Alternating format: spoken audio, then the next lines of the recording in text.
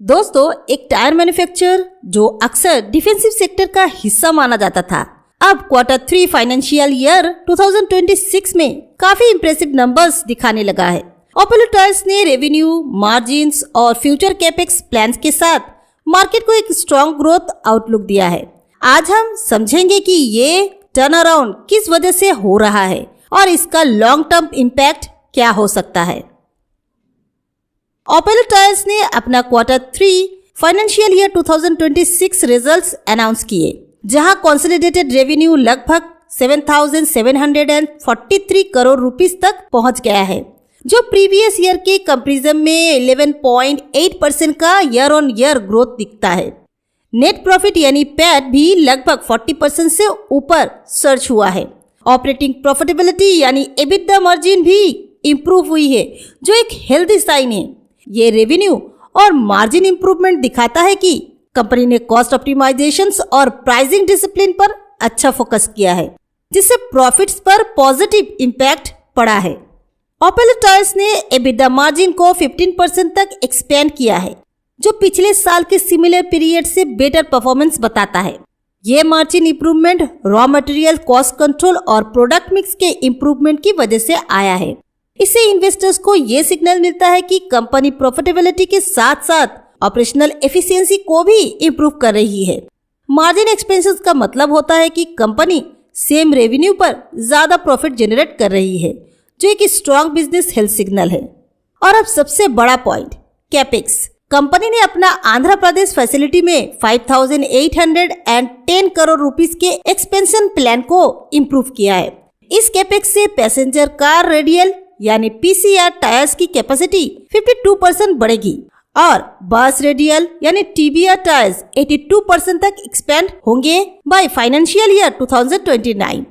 ये expansion demand को meet करने के साथ साथ लॉन्ग टर्म ग्रोथ ड्राइवर्स को भी सपोर्ट करता है। कैपेक्स का मतलब होता है कैपिटल एक्सपेंडिचर यानी फ्यूचर ग्रोथ के लिए इन्वेस्टमेंट। कंपनी ने कहा है कि डिमांड मोमेंटम हेल्दी है।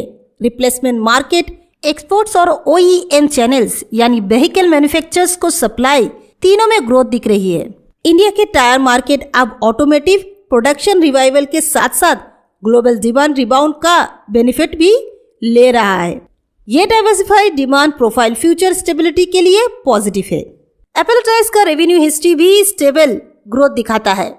रिसेंट ट्रेलिंग रेवेन्यू डेटा बताता है कि लास्ट 12 मंथ में कंपनी का रेवेन्यू 6% प्लस से ग्रो हुआ है और बैलेंस शीट पर भी कंपनी ने डिसिप्लिन अप्रोच रखी है।